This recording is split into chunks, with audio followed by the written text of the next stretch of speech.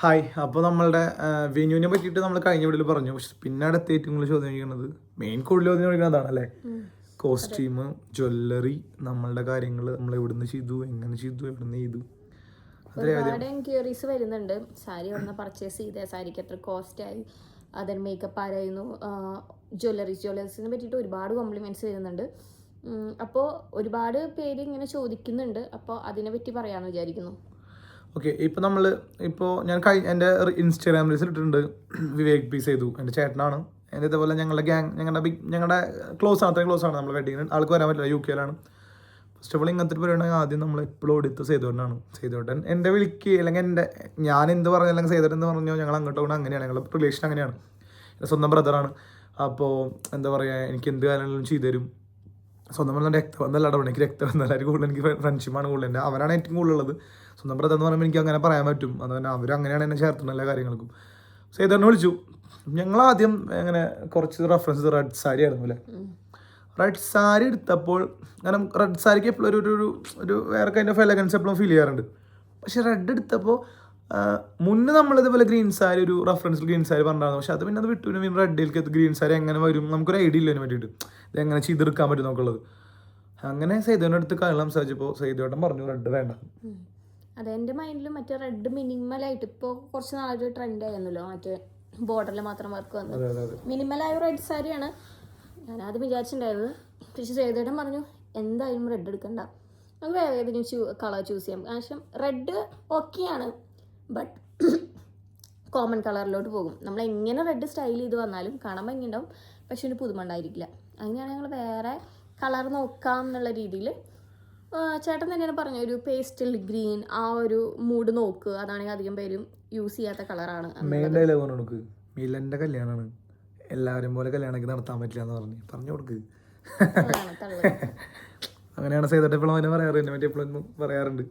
അപ്പോൾ എന്നും കാണുന്ന പോലെ പിന്നെ കല്യാണം നടക്കാൻ പറ്റില്ല, കാരണം ആൾക്കാർ എൻ്റെ അടുത്ത് ചോദിക്കും. അപ്പോൾ എനിക്കത് ഡിഫറെൻ്റ് ആയിരിക്കണം. അങ്ങനെ ഞങ്ങൾ പ്ലാൻ ചെയ്തു, ഇറങ്ങി. ആദ്യം നമ്മൾ എവിടേക്ക് പോയത് 2 months മുന്നെയാണ് ഞങ്ങൾ സാരി എടുക്കാൻ ഇറങ്ങിയത്. ഞങ്ങൾ ഓൾമോസ്റ്റ് എറണാകുളം ബേസ്ഡാണ് ഞങ്ങൾ നോക്കിയത്. കാരണം ഞാൻ വർക്ക് ചെയ്യുന്ന എറണാകുളമാണ്, എനിക്ക് കുറച്ചുകൂടി ആക്സസ് എറണാകുളം ആയതുകൊണ്ട് എറണാകുളത്തെ ഷോപ്സിലാണ് അന്വേഷിച്ചത്. എറണാകുളത്ത് ഓൾമോസ്റ്റ് എല്ലാ ഷോപ്പിലും കയറി ഇറങ്ങിയിട്ടുണ്ട്. അധികം ഉണ്ടായിട്ടില്ല പർച്ചേസിങ്ങിന്. ഞാൻ സീസൺ ടൈം ആയാലും ഞാൻ വർക്കും പരിപാടിയായിട്ട് ഫോട്ടോഗ്രാഫി പരിപാടിയായിട്ട് ഞാൻ ഓട്ടത്തിലായിരുന്നു. ആദ്യം ഒരു ഫാമിലി ആയിട്ട് കുത്താമ്പള്ളി പോയി. പക്ഷെ കിട്ടുമെന്ന് ഉറപ്പൊന്നും ഉണ്ടായിരുന്നില്ല. പക്ഷെ അവര് വെറുതെ പോയിരുന്നു, പക്ഷെ അവിടെ നിന്ന് കിട്ടിയില്ല. അങ്ങനെ നമ്മള് എറണാകുളത്ത് ഞാനുള്ള ദിവസം നമ്മള് എറണാകുളം കുറെ ഷോപ്സിൽ പോയി. ഞാനാണെങ്കിൽ വർക്ക് കഴിഞ്ഞിട്ട് ടൈം ഉണ്ടാകുമ്പോൾ കയറി നോക്കും. ജയലക്ഷ്മി, പുളിമോട്ട്, എല്ലായിടത്തും കയറിയിട്ടുണ്ട്. എറണാകുളത്ത് എല്ലായിടത്തും കയറി. അങ്ങനെ നമ്മൾ ഓൾറെഡി നമ്മളൊരു പ്ലാൻ ഇട്ടുണ്ടായിരുന്നു, സാരിക്ക് വലിയ എമൗണ്ട് കൊടുക്കരുത്. കാരണം സാരിക്ക് നമ്മൾക്ക് എമൗണ്ട് കുറച്ചാൽ സാരിയുടെ മുകളിൽ വർക്ക് നന്നാക്കി ചെയ്യാമെന്ന് എൻ്റെ അടിയല്ല, രാജുവിൻ്റെ അടിയായിരുന്നു. സാരിയുടെ വർക്ക് അടിപൊളിയാക്കി ചെയ്യാനാണ് നമ്മൾ ആദ്യം പ്ലാൻ ഇട്ടുണ്ടായിരുന്നത്. അങ്ങനെയല്ല, എൻ്റെ ഒരു കോൺസെപ്റ്റ് വെച്ചിട്ട് ഇതൊക്കെ 1 time യൂസ് ആണ്. ഓരോരുത്തർക്കും ഓരോന്നാണ്. ചിലർക്ക് എന്ന് പറയുമ്പോൾ ഈ സാരി എന്ന് പറയുമ്പോൾ അത്രയും ഒരു പ്രിഷ്യസ് ആയിട്ട് സൂക്ഷിച്ച് വെക്കുന്നതാണ്. പക്ഷെ എൻ്റെ ഒരു കോൺസെപ്റ്റ് അനുസരിച്ചിട്ട് സാരിക്കോ അല്ലെങ്കിൽ അതുപോലെ ഓർണമെൻറ്റ്സിനോ ഓവറായിട്ട് ഇൻവെസ്റ്റ് ചെയ്യണോട് എനിക്ക് താല്പര്യമില്ല. കാരണം ഇത് ജസ്റ്റ് അന്ന് വരുന്ന ആൾക്കാർ കാണുന്നു, മറക്കുന്നു. പിന്നെ ആ സാരി നമ്മൾ എവിടെയും യൂസ് ചെയ്യില്ല, അതാ നമ്മുടെ ഷെൽഫിൽ ഇങ്ങനെ എടുത്ത് വെക്കേണ്ട സാധനമാണ്. അപ്പോൾ അതിന് വേണ്ടി അധികം ക്യാഷ് ഇൻവെസ്റ്റ് ചെയ്യാൻ വേണ്ടിയിട്ട് എനിക്ക് താല്പര്യം ഉണ്ടായിരുന്നില്ല പേഴ്സണലി. സോ ഞാൻ ലോ ബഡ്ജറ്റ് സാരീസാണ് നോക്കിക്കൊണ്ടിരുന്നത്. ഷോപ്സിൽ പോകുമ്പോൾ സാരീസ് ഉണ്ട്, ഈവൻ ഡിഫറെൻറ്റ് ഷെയ്ഡ്സും അവൈലബിൾ ആണ്. പക്ഷെ ബഡ്ജറ്റ് നോക്കുകയാണെങ്കിൽ എങ്ങനെ പോയാലും നല്ലൊരു ബഡ്ജറ്റ് ആവുന്നുണ്ട് സാരിക്ക്. അത് ഞങ്ങൾ ടിപ്പ് പ്ലാൻ ചെയ്തൊക്കെയാണ്. ഞങ്ങൾ ഷോപ്പിൽ ഞങ്ങൾ ആദ്യം ബ്രൈഡൽ സാരി ചോദിച്ചിരുന്നത്. ഞങ്ങൾ ബ്രൈഡിൻ്റെ സെക്കൻഡ് സാരി, സിസ്റ്ററുടെ സാരി എന്ന് വെച്ചാൽ പോയിരുന്നത്. അതാകുമ്പോൾ ബ്രൈഡൽ എന്നൊരു വീട് അവർ കേട്ടത് തന്നെ അപ്പോൾ തന്നെ കാണിക്കുന്നത് എബവ് 30K 40K മുകളിലുള്ള സാരിയാണ്. അപ്പോൾ ഞങ്ങൾ ആദ്യം പോയി ചെയ്തിരുന്നത് ഇങ്ങനെ ബ്രൈഡിൻ്റെ സിസ്റ്റർ സാരിയാണ്, അല്ലെങ്കിൽ സെക്കൻഡ് ലുക്ക് ആണെന്നൊക്കെ പറഞ്ഞിട്ട് പോയിരുന്നത്.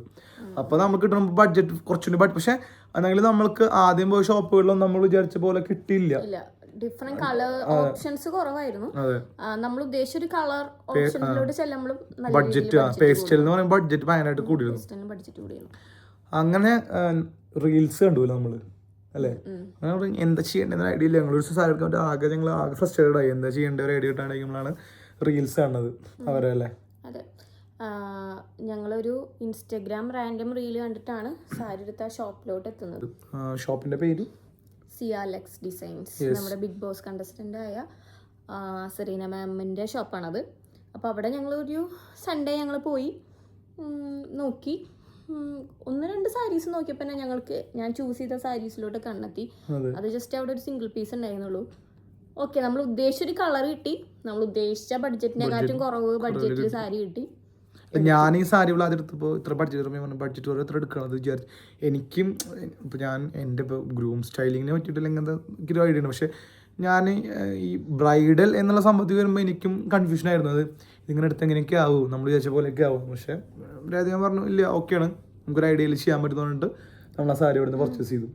ബിലോ 10 ആണ് ഞങ്ങൾക്ക് ആ സാരിക്ക് ആയത്. ഓൾമോസ്റ്റ് അറൌണ്ട് 10 സാരി എടുത്തു. സാരി എടുക്കുമ്പോൾ തന്നെ എൻ്റെ മൈൻഡിലുണ്ടായിരുന്നു എനിക്ക് ബോർഡർ ഒന്ന് ഹൈലൈറ്റ് ചെയ്യണം.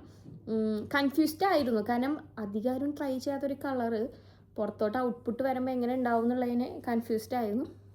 എന്തായാലും സാരി ബോർഡർ ഹൈലൈറ്റ് ചെയ്യണം എന്നുണ്ടായിരുന്നു. പിന്നെ അതിൻ്റെ ഒരു ഹോണ്ടലായിരുന്നു, എവിടെ കൊടുക്കും, ഏത് ബൊട്ടീക്ക് കൊടുക്കും. അറിയാമല്ലോ, ബൊട്ടീക്സ് എന്ന് പറയുമ്പോൾ തന്നെ അത്യാവശ്യം നല്ല ബഡ്ജറ്റ് വരും.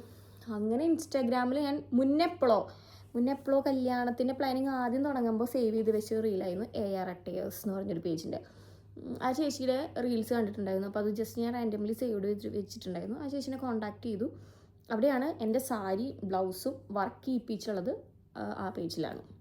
ഇതിനായിട്ട് നമ്മൾ സേതുവിൻ്റെ അടുത്ത് ഇങ്ങനെ കാര്യങ്ങൾ ചോദിച്ചിരുന്നു, ഇത് എങ്ങനെ ചെയ്യേണ്ടത്, കാര്യങ്ങൾ ചെയ്യേണ്ടത്. സേതുവിൻ്റെ കുറേ ഐഡിയകൾ നമ്മൾ തന്നിരുന്നു. അങ്ങനെ നമ്മൾ ആ ഐഡിയകൾ പ്ലാൻ ചെയ്തിട്ട് നേരെ നമ്മൾ ആ ചേച്ചിയുടെ അടുത്ത് നമ്മൾ കൊണ്ടുകൊടുത്തു. പിന്നെ കൂടുതൽ കാര്യങ്ങളും ചേച്ചി തന്നെ ചെയ്തെന്നുള്ളല്ലോ നമുക്ക്. ഞങ്ങൾ ഏകദേശം 1 മന്തോളം ഞങ്ങൾ ഡിസ്കസ് ചെയ്തിട്ടുണ്ട് സാരിമേ എന്ത് ഡിസൈൻ വേണം. കാരണം സാരിമേ സാധാരണ ബ്രൈഡൽ സാരിമേക്ക് ഗോൾഡൻ കളറായിരിക്കും ഹൈലൈറ്റ് ചെയ്ത് നിൽക്കുക. എൻ്റെ സാരിമേ സിൽവർ ഷെയ്ഡായിരുന്നു. അപ്പോൾ വർക്ക് ഗോൾഡ് വന്നു കഴിഞ്ഞാൽ സാരിയുടെ മൊത്തം ലുക്ക് പോകും. അപ്പോൾ അങ്ങനെ ഉള്ളതുകൊണ്ട് നമ്മൾ സിൽവർ ത്രെഡ്സും അതുപോലെ തന്നെ കോൺട്രാസ്റ്റ് ചെയ്തിട്ട് പിങ്കും കൂടെ കൊടുത്തിട്ടായിരുന്നു നമ്മൾ ആ സാരി ചെയ്തത്. സാരിയുടെ വർക്ക് ചെയ്യണേക്കാട്ടി മുന്നേ നമ്മൾ ജ്വല്ലറി സെലക്ട് ചെയ്തിട്ടുണ്ടായിരുന്നു. ഗോൾഡൻ കപ്പിൽ നിന്നാണ് ജ്വല്ലറീസ് എടുത്തുള്ളത്, തൃശ്ശൂർ ഗോൾഡൻ കപ്പ്.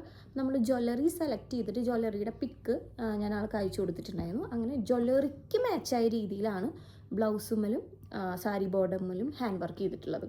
അതുകൊണ്ടാണ് ആ ഒരു മൊത്തം ലുക്ക് വന്നപ്പോൾ ജ്വല്ലറീസും അതുപോലെ തന്നെ സാരിയും ആ വർക്കെല്ലാം കൂടെ ഹൈലൈറ്റ് ആയത് അതിങ്ങനെ മാച്ച് ചെയ്ത് പോയതുകൊണ്ടാണ്. അപ്പോൾ ഞാൻ തരുന്നൊരു സജഷൻ, നമ്മൾ സാരിയുമ്മ ചെയ്യുന്ന വർക്കിനോട് മാച്ചായ രീതിയിലുള്ള ജ്വല്ലറീസ് നോക്കുക, അല്ലെങ്കിൽ ജ്വല്ലറീസ് ആദ്യം സെലക്ട് ചെയ്തിട്ട് ആ രീതിയിൽ സാരി വർക്ക് ചെയ്യിപ്പിക്കാൻ നോക്കുക. പിന്നെ എൻ്റെ ഡ്രസ്സ് ഓൾറെഡി എൻ്റെ ഒരു ഫ്രണ്ടിൻ്റെ വെഡിങ് ഞാൻ ചെയ്തിരുന്നു. അപ്പോൾ അവൻ്റെ വെഡിങ് ചെയ്തപ്പോൾ ഫാരിസ് ലസിൻ, അപ്പോൾ അവൻ്റെ അടുത്ത് ഇങ്ങനെ കണക്ട് ചെയ്തിരുന്നു.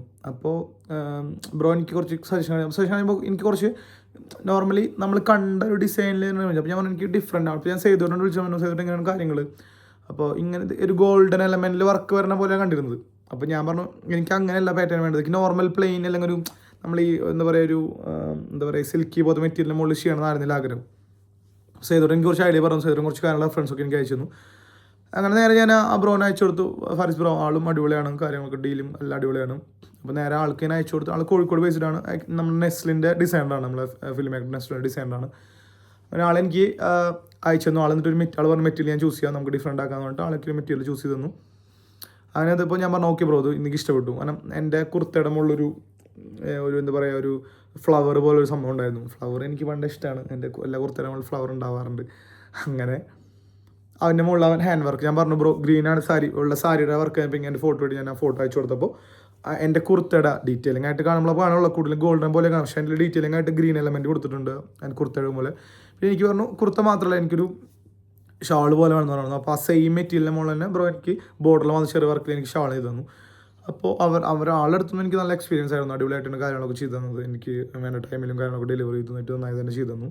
പിന്നെ എൻ്റെ അറ്ററിൽ എന്നോട് എല്ലാവരും വെച്ചാൽ എൻ്റെ വാച്ചായിരുന്നു. വാച്ചൊന്നുമില്ല, KCയുടെ വാച്ചാണ്. ഞാൻ തൃശ്ശൂർ KCയുടെ ഷോറൂമിലോട്ട് എടുത്തത്. ഇതാണ് വാച്ച് ആക്ച്വലി കണ്ടത്, അതൊരു ചെറിയ വാച്ചാണ്, ഗോൾഡൻ എലമെൻറ്റ്. കാരണം എൻ്റെ എല്ലാവരും സിൽവർ ഇടാറ്, അപ്പോൾ ഞാൻ നോക്കിയപ്പോൾ എനിക്ക് ഗോൾഡൻ ചെയ്യണമെന്ന് തോന്നി. കാരണം എന്താ പറയുക എൻ്റെ ഈ കുർത്തയ്ക്കൊക്കെ മാച്ചായിട്ട് ചെയ്യണത് ഈ ഗോൾഡൻ എലമെൻ്റാണ്. അപ്പോൾ ഗോൾഡ് ഇതാണ് ഞാൻ വാച്ച് ചെയ്യാൻ എടുത്തത്. തൃശ്ശൂർ KC എന്നാണ് മേടിച്ചത്. ഓൾമോസ്റ്റ് 5,000 റുപ്പീസ് ആയിരുന്നു. എൻ്റെ 4,800 സംതിങ് ആണ് എനിക്ക് ഇതിനായുള്ളത്. നല്ല വാച്ചാണ് കേട്ടോ, ഭയങ്കര ലൈറ്റ് വെയിറ്റ് ആണ്, ഉപയോഗിക്കാൻ അടിപൊളിയാണ്.